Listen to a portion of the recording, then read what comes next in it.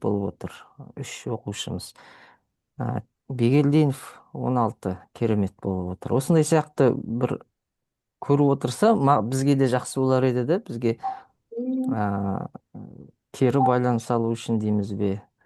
Енді ол кісілерді біз сөйлете алмаймыз, олардың аудиосын қоса алмаймыз, бірақ білмедім, лайк баса ма, қолын көтере ма. Жоқ, қатысып отыр барлығы. Осы Жоқ, сегіз. жоқ, қатысып отқанын білемін. Мен сұрақ қойғым келіп отыр ғой, соған жауап алғым келіп отыр ғой. Мысалға, Клод AI-ды кім қолданады, ноутбук LM кім қолданады деген сияқты сұрақтар қойғым келеді. Соған былай жауап берген көргім келеді. Жарайды, енді бастай берейік.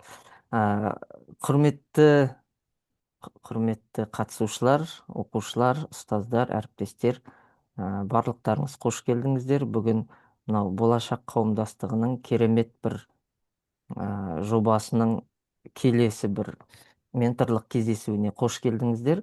Бұл кездесуде біз негізінен IT саласы бойынша университеттер таңдау, сосын IT саласында қандай мамандықтар бар, одан бөлек сіздердің сұрақтарыңыз болса, сол сұрақтарға жауап беруге тырысамын. Белсендірек қатысуға шақырамын. Сұрақтарыңыз болса, чатқа қазір жаза беріңіздер. Егер сіздер көріп отырмын, енді барлығыңыз зумда отырған жоқсыздар. Олай болса, ұстаздарыңызға, мұғалімдеріңізге сұрақтарыңызды айтсаңыз болады. Сол кісілер чатқа сіздердің аттарыңыздан сұрақты осы бастан жаза берсе. Мысалға, мен осындай мамандық таңдап жатыр едім IT саласында. Осы бағыт бойынша мен қай университетке түссем болады? Немесе, білмедім, болашақта қалай болады деген секілді. Әйтеуір өзіңіздің көкейіңізде жүрген IT саласына, IT мамандығына, жалпы технологияның болашағына, жасанды интеллект туралы сұрақтарға жауап беруге тырысамын. Сонымен, енді менің экранымды көріп тұрсыздар ғой. Күні кеше бір қызық эфир шықты. Үш апта бұрын шықты негізі, бірақ осы соңғы эфир болып саналады. Мына Лекс Фридман деген менің бір досым бар Америкадағы. Осы Лекс Фридман бұл өте атақты технологиялық блогер ютубта. Осы кісінің Дженсен Хуанг деген, мына өздеріңіз көріп отырғандай, көзілдірікпен отырған кісіден сұхбат алды. Бұл Дженсен Хуанг деген кісі NVIDIA деген компанияның басшысы. Бұл NVIDIA компаниясы қазіргі таңда Қазақстандағы емес, әлемдегі ең қымбат компаниялардың бірі, құны $4 триллион тұрады. Бұл компанияның ерекшелігі сол, біз қолданатын ChatGPT, кейбіреулер Gemini деп айтады, кейбіреулер Gemini деп айтады.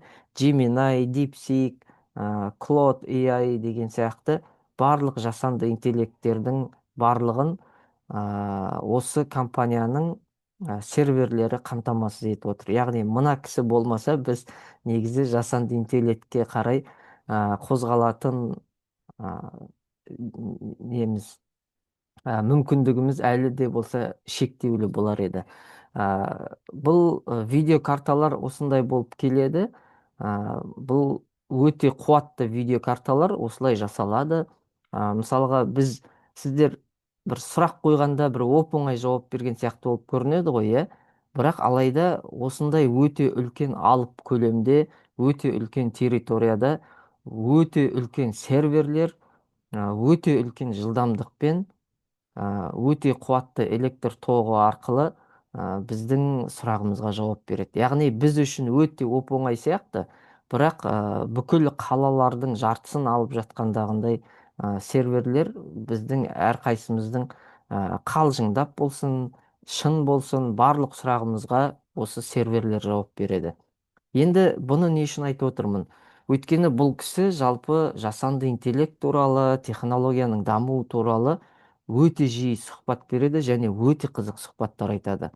Әсіресе соңғы жылы талқылауға көп түскен жасанды интеллект заманында IT мамандығын оқу қажет пе, қажет емес пе деген ә, талқылауды осы кісі бастап берді. Яғни басында бұл кісі балаларды енді программалауға емес, сыни ойлау қабілетіне үйреткен дұрысырақ шығар. Өйткені жасанды интеллект қазір жасанды интеллект арқылы кез келген адам программист бола алады деп жауап берді. Сосын кейін өте көптеген талқылаулар болды қоғамда.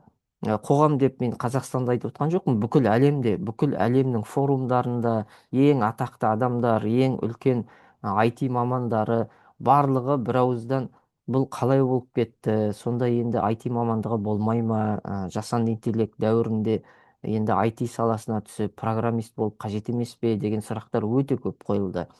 Сөйтсе, бұл кісі осы сұхбатында айтты. Енді бұл өте ұзақ сұхбат, 2,5 сағат болады. Қаласаңыздар, осы сұхбатты өздеріңіз жаңағы қарап, тыңдап, көріп шықсаңыздар болады. Бұл кісі не айтты? Бұл кісі осы сұхбатында мынандай бір қызық дүниені айтты. Қазіргі таңда дейді, әлемде 50 миллионға жуық программист бар дейді. Яғни бүкіл әлемде, тек Америкада емес, тек Қазақстанда емес, жалпы бүкіл әлемде 50 миллиондай программист бар дейді. Яғни ол тек қана программист емес, IT саласындағы жалпы мамандар. Және оның ішінде ең үздік емес, жақсысы да бар, жаманы да бар, орташасы да бар, басқасы да бар. Жалпы қазіргі таңда жер планетасында 50 миллиондай IT маман бар дейді. Бірақ біз сол бағытқа қарай кетіп бара жатырмыз дейді. Болашақта, яғни болашақта дегенде 2050-2100 жылды айтып отырған жоқ. Сіздердің университетке түсіп, сіздер университетті бітіретін кезеңді айтып отыр. Яғни жақын 3-4 жылдықты айтып отыр. Мысалға, сіз қазір 11 оқып жатқан болсаңыз, 2026-да 11-ді бітірдіңіз, бұйыртса 2030 жылы университетті бітіресіз, иә? Вот осы болашақты, жақын болашақты айтып отыр. Осы жақын болашақта дейді, әлемде 50 миллион программисттен 1 миллиард программистке көбейеді дейді. Ойлап қараңыздаршы. Бүкіл әлемде жобамен, енді мен нақты статистиканы білмеймін, бірақ жобамен 8 миллиард халық тұрады бүкіл әлемде. Сол 8 миллиард халықтың 1 миллиардын программист қыламыз дейді. Енді осы жерде бір қызық мәселе бар. Программист болғанда, ол міндетті түрде IT университетке түскен, программалауды оқыған программистер емес. Бұл кісі нақты өз аузымен айтады, сіз ағаш шебері болсаңыз да, яғни ағаш ұстасы болсаңыз да, программист болатын дәуірге келе жатырмыз дейді. Сіз мал дәрігері болсаңыз да, сіз заңгер болсаңыз да, қаржыгер болсаңыз да, сіз тіпті аспаз болсаңыз да, мысалға кейбір ұлдар, қыздар кулинарияға барғанды жақсы көреді, иә, туризм саласын жақсы көреді. Анау хорека деп айтады, отель, ресторан, кафе деген сөзді хорека деп айтады.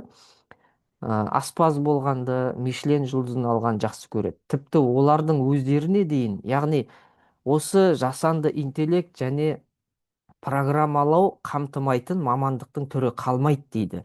Яғни бұл жерде не айтқысы келіп отыр бұл кісі? Бұл жерде әрбір адам IT жағынан сауатты болу керек, және жасанды интеллект заманында қарқынды түрде дамымаса, онда жағдай қиындау болады деп отыр. Яғни оқымаған адамдардың жағдайы қиын болады деп отыр.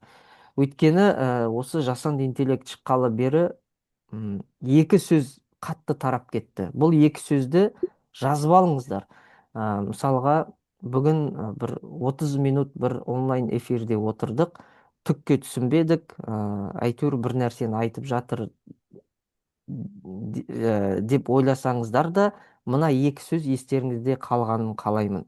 Ол бірінші сөз мынау: жасанды интеллект адамды жұмыссыз қалдырмайды. Жасанды интеллектті меңгерген адам жасанды интеллектті меңгермеген адамды жұмыссыз қалдырады. Осыны жазып алыңыз. Бұл өте маңызды, сіздің өмір бойына сүйенетін бағытыңыз болады. Екінші сөз бұл жасанды интеллект оқитын адам мен оқымайтын адамды, ізденетін адам мен ізденбейтін адамды, сауатты адам мен сауатсыз адамның ара жігін ортасындағы айырмашылықты одан сайын ашып жібереді екен. Яғни катализатор қызметін атқарады, күшейтуші қызметін атқарады. Яғни бұрын жақсы оқитын адам болса, бұл жасанды интеллектті қолданады да одан сайын жақсы оқып кетеді.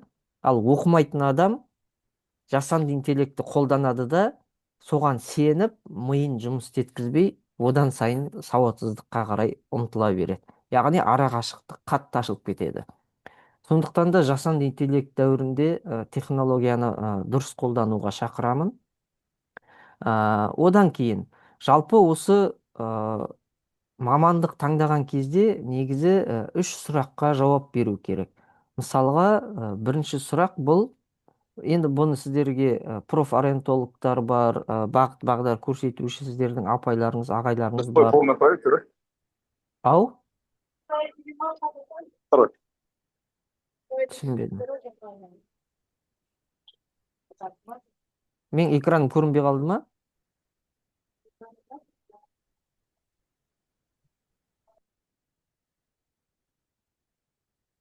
Мен экран көрініп тұр ма? Экраныңыз көрініп тұр.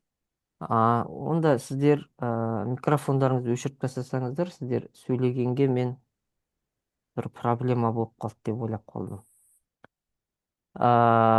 Яғни жалпы профориентация саласында ең жиі айтылатын нәрсе бұл мен нені қалаймын деген сұраққа жауап берулеріңіз керек, иә?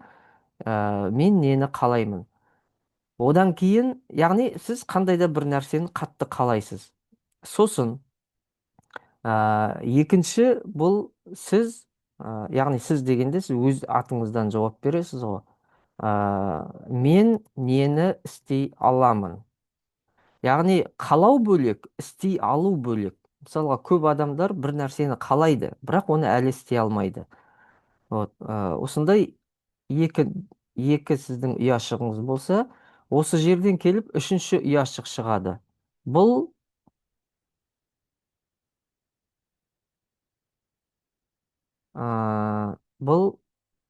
әлем нені қалайды? Әлем нені қалайды? Яғни немесе қандай нәрсеге сұраныс бар? Немесе бұған сұраныс бар. Бұған сұраныс бар. Бар ма? Негізі сіз қазіргі жастар енді көбінесе модный деп айтамыз ғой, бір сәнді нәрселерді жақсы көреді, біздің кезіміздегіндей емес. Яғни бірден ақша келетін, бірден табыс әкелетін дүниені, ол дұрыс, ол жаман емес, мен жаман деп жатқан жоқпын, күліп жатқан жоқпын, жалпы нақтылап жатқаным. Осындай, осы үшеуінің тоғысқан нүктесі міне мына жер. Бұл осы сіздің мамандығыңыз. Яғни сіз қандай нәрсені қатты жақсы көресіз, ол сіздің қолыңыздан келе ме, сосын оған сұраныс бар ма? Мысалға, сіз бір программаны жасағыңыз келсе, сайт жасағыңыз келсе, және сіз оны жасай алатын болсаңыз, әлемде оған сұраныс бар, демек сіз IT мамандығына барсаңыз болады. Яғни мамандықты осылай таңдап алсаңыз болады. Одан кейін мен сіздерге арнап осындай бір өзімнің нұсқаулығымды көрсеткім келіп отыр. Мысалға, мынандай бір нұсқаулық бар. Қазақстанда жалпы бір 20 шақты университеттер бар. Сосын әртүрлі IT мамандықтары бар. Көпшілігі осы IT мамандықтарды түсіну кезінде қиыншылыққа тап болады. Яғни ана мамандық не, мына мамандық не деген сияқты, айырмашылығы қандай деген секілді. Сосын әрине көпшілігіне жалақы қызықтырады. Әдетте осы IT саласының жалақысы жақсы болып саналады. және бұл жалақысы жақсы болып саналғаны мәселе емес, өйткені жалақысы жақсы мамандықтар өте көп. Мәселен, бухгалтерия, заң саласы, қаржы саласы, мұнай газ саласы, тау-кен саласында да жалақы өте көп. Бірақ бұның қызығы, IT саласының қызығы, жалақысы сіздің кәсібіңіз, кәсіби біліктілігіңіз артқан сайын жалақы арта түседі. Мынау Қазақстандағы негізгі IT университеттер. Мысалға, Назарбаев университеті бар.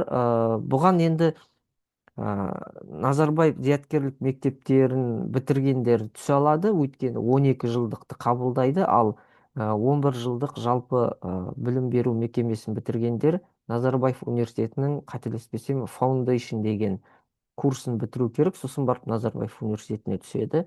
Енді Қазақстандағы ең алдыңғы саптағы беделді университеттердің бірі деп айта аламыз. Ол жерде сіз компьютер сайенс, роботикс деген сияқты бағыттарды оқи аласыздар. Одан бөлек Сәтбаев университеті бар. Бұл Алматыда. Әл-Фараби қазақ ұлттық университеті бар Алматыда. Сүлеймен Демирел университеті бар. Қазақ Британ техникалық университеті. Сосын Астанадағы IT университеті бар. Бұл университеттердің барлығында да бағдарламалық инженерия деп айтамыз, немесе софтвар инжиниринг деп айтамыз, компьютер сайенс мамандықтары оқытылады.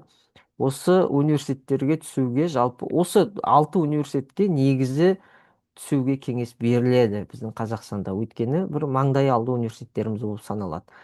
Бірақ соның ішінде егер мүмкіндік болса, менің негізгі жеке өзім ұсынатыным бұл Астанадағы IT университет.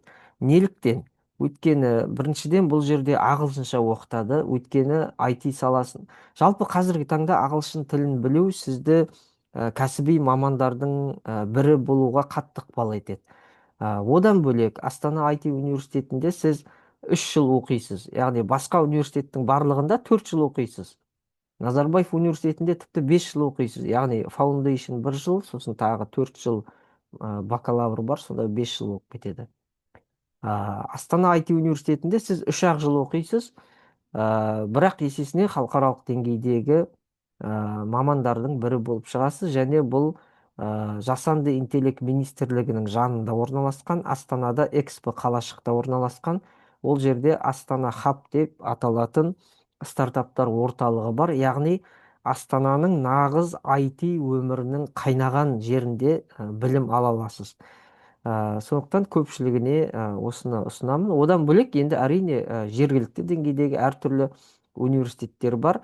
Айтпақшы, осы жерде бір ескерте кететін нәрсе бар. Сіздер Түркістаннан болсаңыздар, енді кейбір ұл балдарды да, қыз балдарды да жынысы маңызды емес, бір отбасылық мәселеге байланысты кейбір ата-аналар ұл қыздарын алысқа жібере алмауы мүмкін. Енді әркімнің отбасылық бір ұстанымдары болады, немесе мәселелері болады. Олай болса, негізі жалпы сіздерде керемет мүмкіндік бар. Мына біздің Қазақстан Республикасының ғылым және жоғары білім министрлігі былтыр Түркістанда Вусоң деп аталатын оңтүстік кореялық университеттің филиалын ашты. Осы филиалға түсуге кеңес беремін негізі. Неліктен? Өйткені ол жерде қателеспесем 2-де-2 бағдарлама бар. Ол не деген сөз? Ол сіз 2 жыл Түркістанда оқисыз, 2 жыл оңтүстік Кореяда оқисыз. Одан бөлек сол біздің министр саясат Нұрбек мырза, қателеспесем, сол Вусоң университетінің ашылуында былай деп айтты: біз қазір келіссөздер жүргізіп жатырмыз. Осы сіздер оқуға түсіп бітіргенге дейін бұл келіссөз аяқталып қалуы мүмкін. Ол келіссөз нәтижесінде осы Түркістандағы Вусоң университетін бітірген түлектер заңды түрде жұмыс визасын алып оңтүстік Кореяда жұмыс істей алады деген бір жасалып жатқан жобаны айтты. Сондықтан да бұл өте үлкен мүмкіндік. Бұған көпшілігі мән бермейді. Көпшілігі сол Астана, Алматы жаңағы әдемі жерлерді былай мақсат қылып қойып алады. Ол дұрыс, мен ол дұрыс емес деп жатқан жоқпын. Қаласаңыздар Сингапурға түсіңіздер, Қытайға түсіңіздер, Америкаға түсіңіздер. Бірақ біздің Қазақстан Республикасының ұсынып жатқан осындай мүмкіндіктерін қолдануға да болады деп айтып жатырмын. Яғни сіз өз ауылыңызда жүріп, енді мен өзім ауылдан келген адаммын, сондықтан өңірді ауыл деп айта беремін. Біздің Түркістанды ауыл деп жатыр деп ренжіп қалмаңыздар. Яғни өз өңіріңізде, өз жеріңізде жүріп те халықаралық деңгейдегі дипломды алып, халықаралық деңгейдегі біліммен Оңтүстік Кореяға барып жұмыс істей алатын мүмкіндігіңіз бар. Мысалға, IT университетінде Астанадағы ондай мүмкіндік жоқ. Сіз келсеңіз, сіз екі диплом ала алмайсыз. Ал жаңағы Вусоң университетінде сіз қос диплом ала аласыз. Біреуі Түркістан университетінің дипломы, екіншісі оңтүстік кореялық Вусоң университетінің дипломы. Және 2 жыл оңтүстік Кореяда оқу ықтималдылығы бар. Және одан бөлек сіз оқу бітіргеннен кейін ойлап қараңызшы. Оңтүстік Кореяда қара жұмысшы емес, кәдімгі IT маман ретінде заңды түрде виза алып жұмыс істей аласыз да. Яғни жұмыс визасын алу деген бұл өте күрделі мәселе. Бәлкім сіздер қатты мән бермей отырған болуларыңыз мүмкін. Оңтүстік Кореяға кез келген адам бара алады ғой деп жатқан болуыңыз мүмкін. Оңтүстік Корея болсын, Америка болсын, Дубай болсын, Қытай болсын, қайда болса да турист ретінде бару оңай. Ал бірақ сіз сол жақтан жұмыс істеу үшін баруға жұмыс визасын алу ол өте қиын мәселе.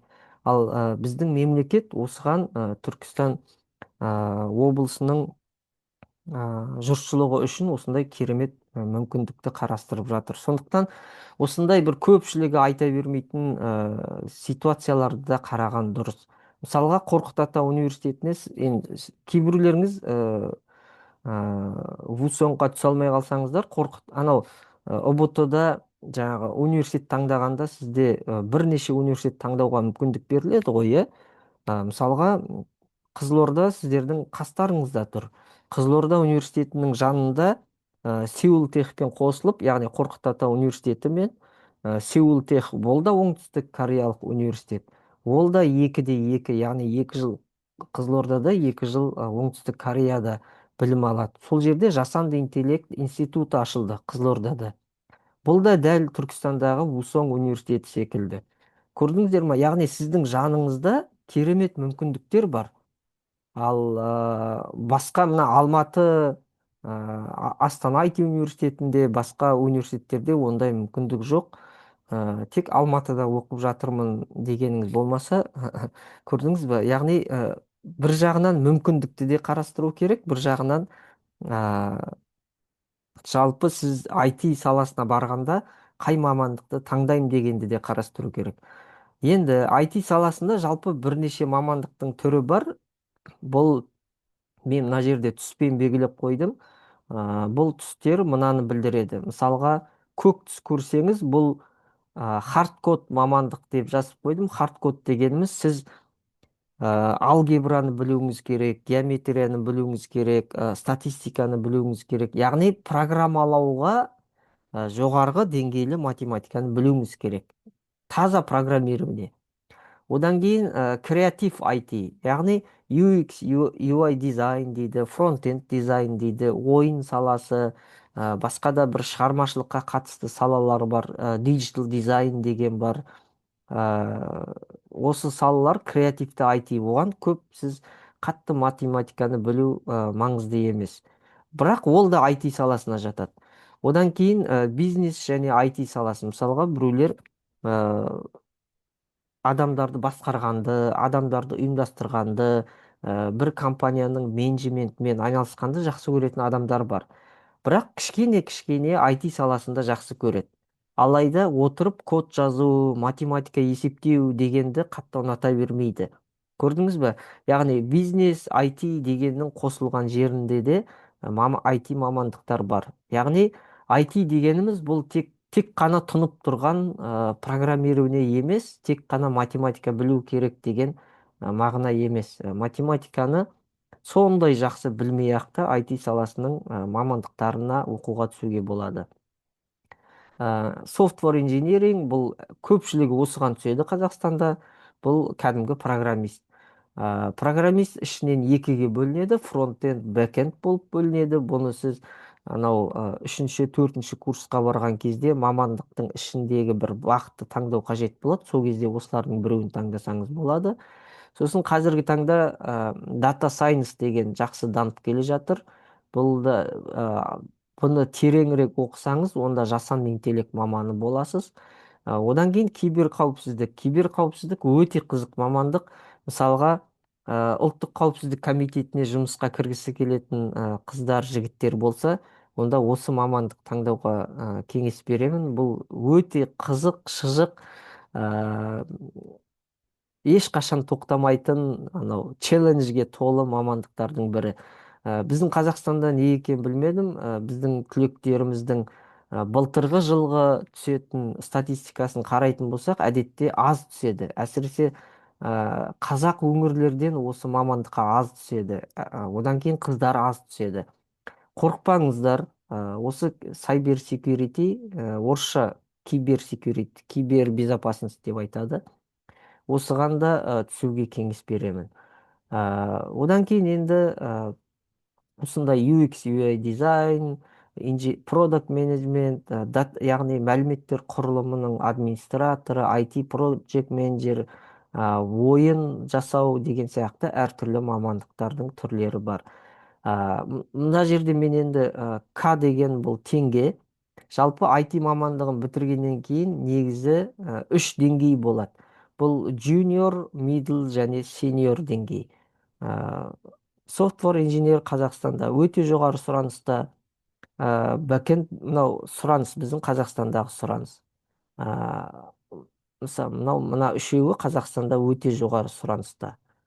Мыналар да өте жоғары сұраныста. Жалақылары осындай деңгейде. Яғни орташа деңгейде 400 мың теңге алғашқы сіз университет бітіргенде, немесе соңғы курста оқып жүргенде айына 400 мың теңгеден бастап жалақы ала аласыз. Одан кейін орташа деңгейде миллион ала аласыз. Сосын келесіде ары қарай дами береді. Карьералық өсу мысалы, яғни жалақы бойынша, бұл жаңа ғана айтып өттім. Енді мысалға сіз, мысалға айталық, дата сайенс оқитын болсаңыз, онда негізінен осындай Python программалау, machine learning, deep learning, бұның барлығы жасанды интеллектке қатысты тақырыптарды оқисыз. Енді қазіргі таңда сіз ақылы курстарды, тегін платформаларды да қолданып, өз біліміңізді жетілдіре берсеңіз болады. Мынау мамандықтардың айырмашылықтары, мысалға, фронтенд деген, мысалға, сіздің қазір көріп отырған мына барлық интерфейс бұл фронтендке жатады. Ал осының артындағы кодтар бұл бэкендке жатады. Енді келесі қадам, қызығушылықтарыңызға сәйкес 2-3 мамандық таңдаңыз. Әр мамандық бойынша тегін онлайн курсты бастаңыз. Университет бағдарламасын зерттеңіз. IT қауымдастыққа қосылыңыз. Телеграмда өте көп. Сосын кіші жоба деген, яғни өзіңіз қолыңыздан келетін бір жобаны жасап көріңіз. Одан кейін мен енді сөзімді аяқтап қалдым. Бірақ мен сіздерге бір пайдалы ақыл кеңес тағы да айта кеткім келіп отыр. Мәселен, сіз мына оқулық деген сайтқа барсаңыз, мына жерде сіздің барлық мектептегі оқып жатқан оқулықтарыңыз берілген. Қазақ тілі бола ма, алгебра бола ма, геометрия, информатика, барлығы. Осы бастан сіз қазір ұбт-ға дайындық, университетке түсуге дайындық жүріп жатыр ғой, иә? Жасанды интеллект сізге керемет мүмкіндік береді. Мәселен, сіз былай 11-ші сынып оқитын болсаңыз, мына кітапты жүктеп аласыз PDF күйінде.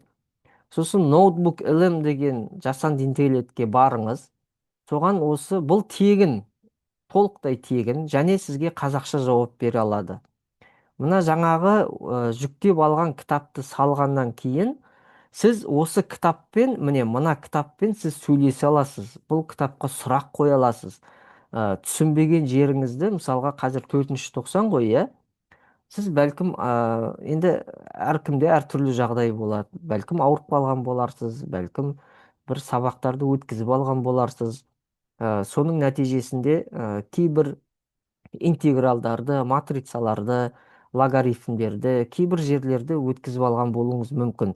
Сол білімдеріңізді осы жерден сіз толықтырып алсаңыз болады. Яғни қазақша сіздің сұрағыңызға мына кітаппен сөйлесіп, онлайн жасанды интеллект мұғалім тьютер ретінде қолдана аласыз. Мысалға мен дәл осы кітапты жүктедім. Мына кітапты жүктедім. 778 деген осы кітаптың аты. Шыныбеков пен басқа авторлардың жетекшілігі арқылы жазылған 11-ші сынып арналған алгебра және анализ бастамалары. Иә? Логарифмнің негізгі қасиеттері мен есептеу ережелері қандай деп сұрақ қойдым. Бұл маған барлығын жазып берді. Көрдіңіз ба? Сосын әрі қарай сіз осы жерден сұрақ қойып өзіңіздің біліміңізді жетілдіре аласыз. Одан кейін қараңыздаршы, мысалға сіз былай өз-өзіңізді сынай аласыз. Мына ашасыз осылай, сосын сізге осындай сұрақтар қояды. Мынау флип карточка, яғни қандай да бір нәрсені математикадағы эллипс санының жуық мәні нешеге тең? Бұл осыған тең. Сосын былай, яғни өз біліміңізді өзіңіз сынауға осындай керемет дүние жасай аласыз. Бұған кез келген пәнді, информатика пәнінің оқулығында осылай жүктеп қойсаңыз, қараңыздар, мысалға біздің кезімізде осындай керемет дүниелер өте аз болды, интернетте болған жоқ, бірақ сіздерге барлығы қазақ тілінде қол астыңызда 24/7 дайын тұр. Одан кейін сіз өз-өзіңізге осылай тест жасап алсаңыз да болады. Дәл осы оқулық арқылы сізге тест жасап береді. Дұрыс жауап, неліктен осы дұрыс жауап барлығын шығарып беріп тұр. Яғни негізі анау 140 онлайн тағы басқа бір ұбт дайындық емес, негізі осымен дайындалған дұрысырақ болады деген ойдамын. Әрі тегін, әрі өзіңіз қазақша түсінікті, түсінбеген нәрсеңізді түсіндіру деп бассаңыз, бұл сізге түсіндіріп береді осы жерден. Мен мына материал бойынша тест тапсырып жатырмын, маған мынандай сұрақ берілді деп автоматты түрде бұл өз-өзіне сұрақ қойып, сізге автоматты түрде жауап беріп жатыр. Көрдіңіз бе? Яғни осындай мүмкіндіктерді қолданыңыздар. Бұл өте керемет функционал. Сосын мынау жалпы интеллект карта деп айтады. Осы жерден де сіз логарифмдердің санның логарифмі деген не, бұны үстінен басып қалсаңыз, санның логарифмі туралы талқылап береді. Осы жерден сіз сұрақ қойып, әрі қарай жалғастыра берсеңіз болады. Көрдіңіздер ме? Сондықтан жасанды интеллект дегенді тек қана үйге берілген тапсырманы көшіріп алып, құтылып кетсем болды деген мақсатта қолданбаңыздар. Өз білімдеріңізді жетілдіру мақсатында қолданыңыздар. Сонымен менің сөзім аяқталды. Диана деген кісі қол көтеріп отыр екен. Қол көтергенде қалай? Микрофоныңызға доступ береміз ба, әлде қалай? Сұрақ жауапқа көшсек.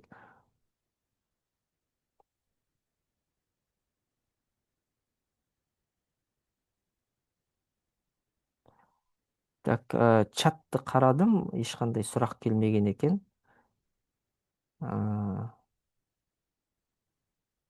Сұрақтарыңыз болса, сұрақтарыңызға жауап беруге дайынмын.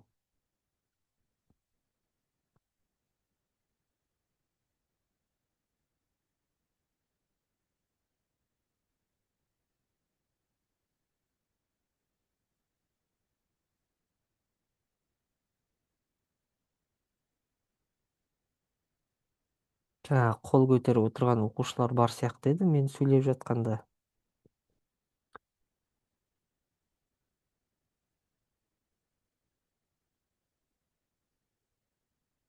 Жарайт, ендеше ешкімде сұрақ болмаса. Оқушылар сұрақ қоюға ыңғайсыз болып жатса, яғни бүкіл сынып тек бір зуммен отырған болса, онда ұстаздарыңызға айтсаңыздар болады. Сол кісілер өз аузымен сұрақ қойса, жазса болады. Болмаса,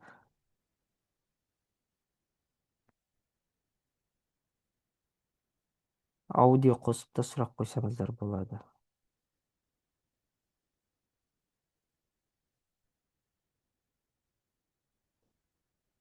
Так, скриншот.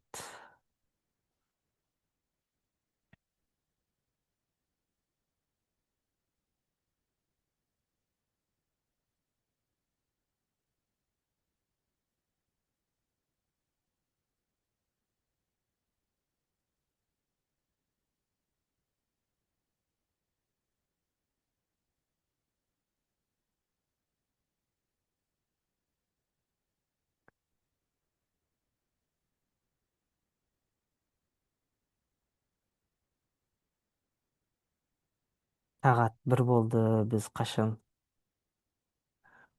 кетеміз деп асығып отырған оқушылар ғой, иә.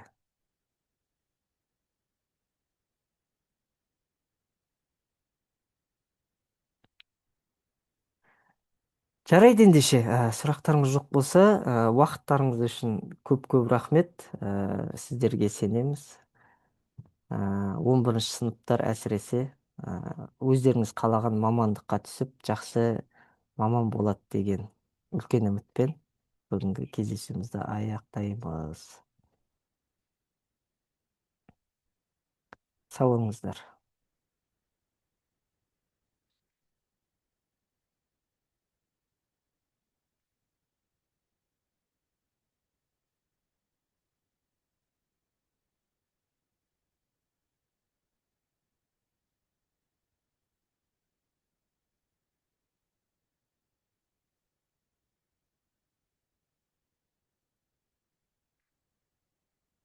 Так, Еламан, мен шыға беремін.